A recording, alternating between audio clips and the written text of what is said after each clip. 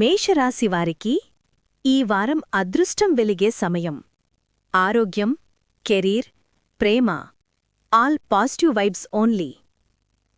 గొంతుకు సంబంధించిన చిన్న సమస్యలు ఉండవచ్చు.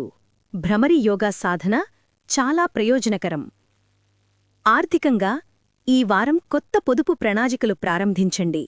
మీ సంపద బలంగా పెరుగుతుంది. కుటుంబంలో చిన్న విభేదాలు తలెత్తినా శాంతంగా ఉంటే పరిష్కారం సులభం. ప్రేమలో ఉన్నవారు తమ భావాలను స్పష్టంగా చెప్పగలరు. సంబంధం మరింత బలపడుతుంది. కెరీర్ పరంగా గురుగ్రహ ప్రభావం మీకు కొత్త విజయాలను అందిస్తుంది.